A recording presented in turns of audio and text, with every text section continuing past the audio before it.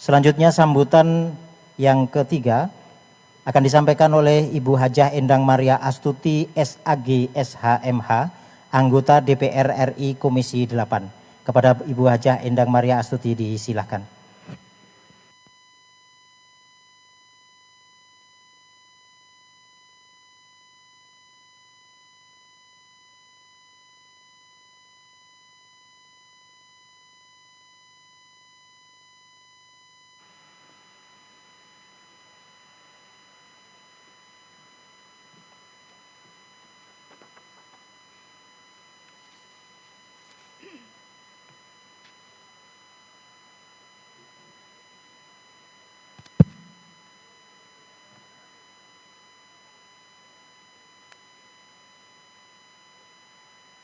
Assalamualaikum warahmatullahi wabarakatuh. Yang terhormat Bapak Menteri Koordinator Bidang Perekonomian, Bapak Insinyur Haji Erlangga Hartarto, yang pada kesempatan sore hari ini diwakili oleh Bapak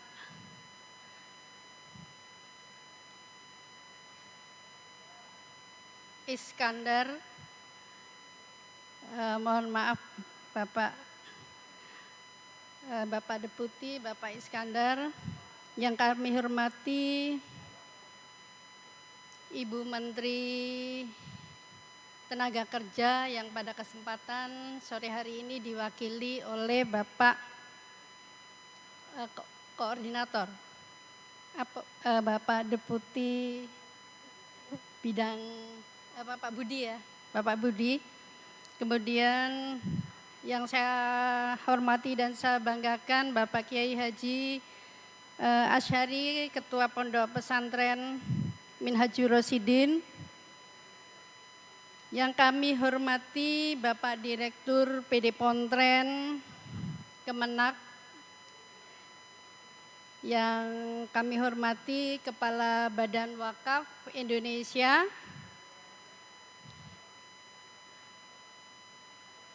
Yang kami hormati alim ulama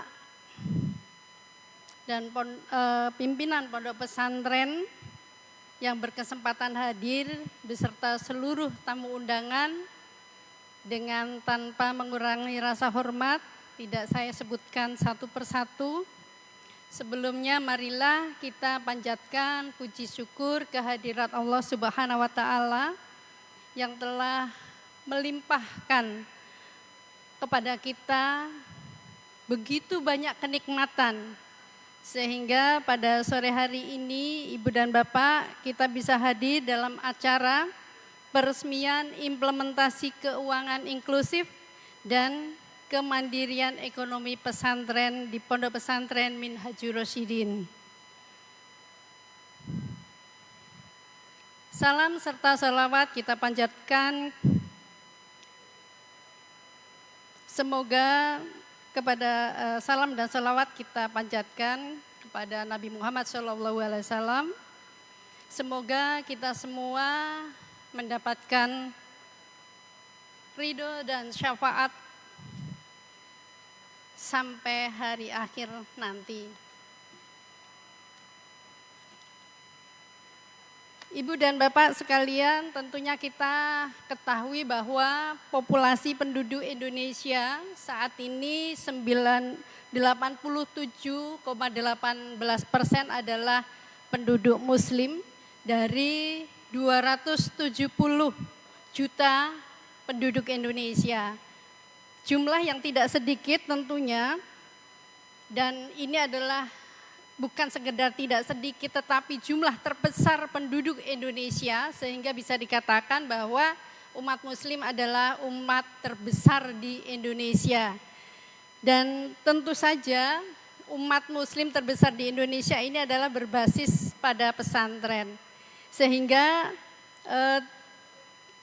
pesantren yang ada dan memiliki kontribusi yang tidak kecil terhadap perkembangan bangsa dan negara tentunya, sehingga mengingat besarnya kontribusi pondok pesantren kepada bangsa dan negara, tidaklah salah jikalau ada perhatian pemerintah, kerjasama dari pemerintah sehingga terciptalah launching pada hari ini, yaitu implementasi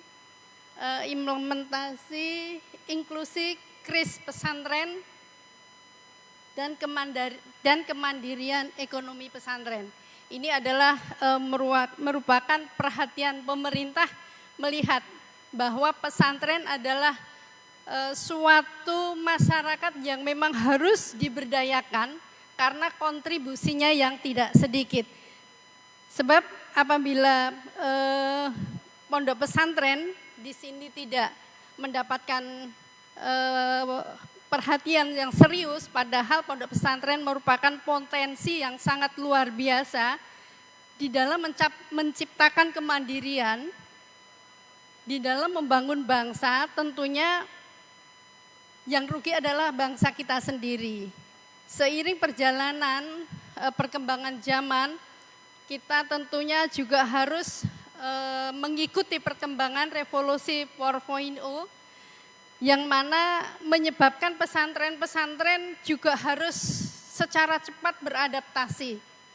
Nah, keterampilan kewirausahaan agar supaya pesantren ini nantinya bisa mandiri, ini harus terus dibina.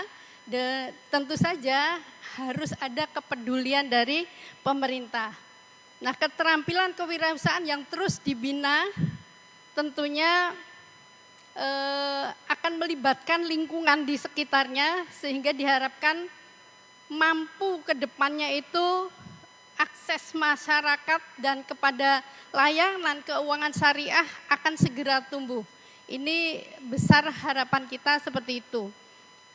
Dari data saat ini menunjukkan bahwa tercatat tidak kurang dari 28.194 pondok pesantren dengan 18 juta orang santrinya yang tersebar di seluruh Indonesia, terutama di pedesaan-pedesaan. Potensi besar pondok pesantren yang ada di seluruh Indonesia disertai besarnya jumlah penduduk muslim merupakan peluang untuk meningkatkan inklusi keuangan syariah. Kita tidak bisa menutup mata dan hal ini pun sudah dibahas berkali-kali di Komisi 8. Jadi satu hal yang harus ditangkap baik di sini oleh Bank Syariah Indonesia, kemudian masih ada potensi wakaf, potensi zakat, ini juga harus ditangkap. Bagaimana upaya mengembangkan kemandirian umat Islam yang ada di Indonesia. Dari sebagian pondok pesantren tidak lagi hanya berperan sebagai pendidikan keagamaan sebagaimana tadi yang sudah disampaikan oleh Kiai Haji Asy'ari, tetapi saat ini pondok pesantren juga tempat pemberdayaan sosial ekonomi.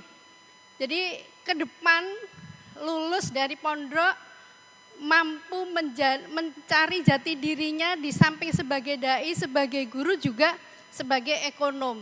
Tentunya di sini harus ada kepedulian pembinaan bagaimana agar supaya bukan saja dari sisi ekonomi syariah, keuangan syariahnya yang dibina, tetapi entrepreneur daripada pondok pesantren, lulusan pondok pesantren juga akan muncul di sana.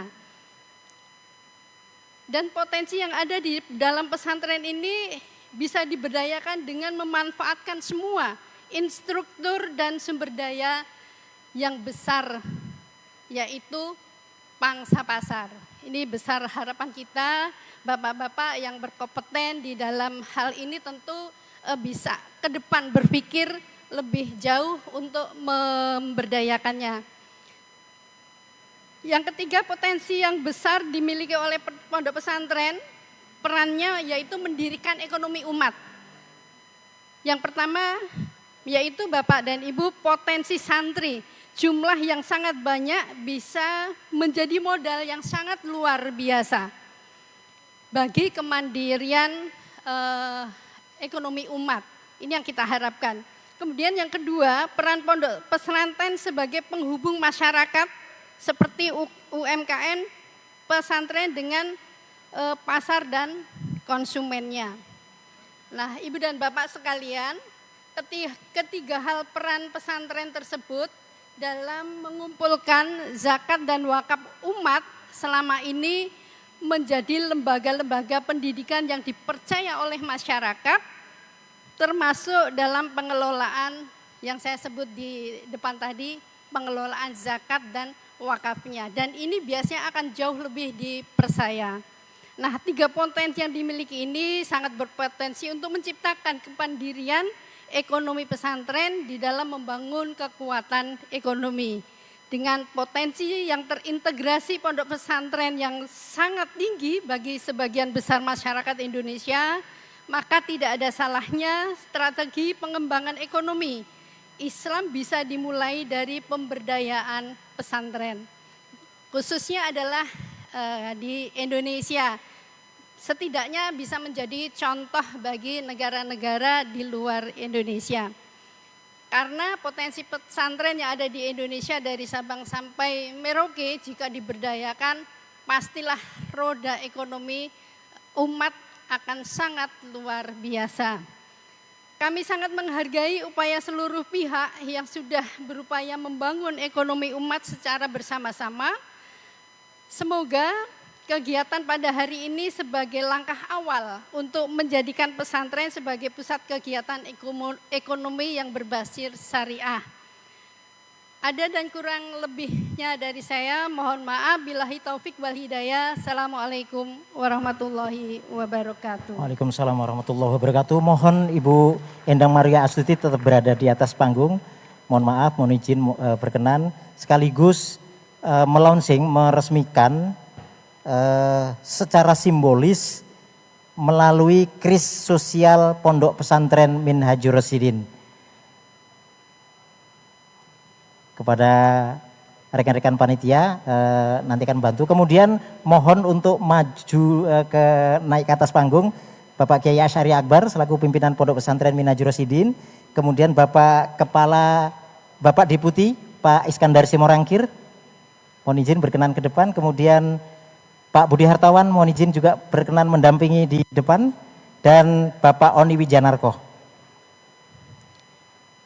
Setelah ini nanti akan secara berturut-turut akan diresmikan beberapa produk yang dikerjasamakan dengan pondok pesantren.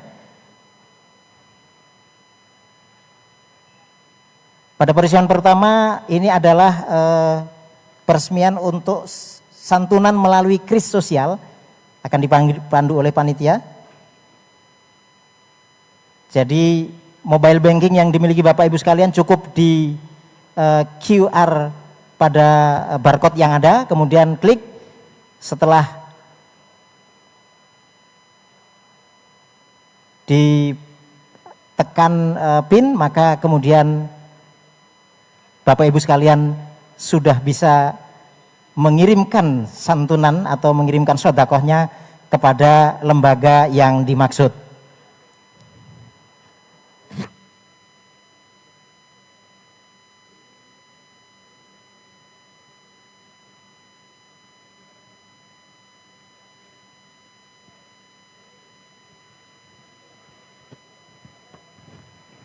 Kepada Bapak Maruli, Pak Budi Hartawan, Kiai Asy'ari, Pak Oni Wijanarko barangkali ingin mencoba, monggo silakan.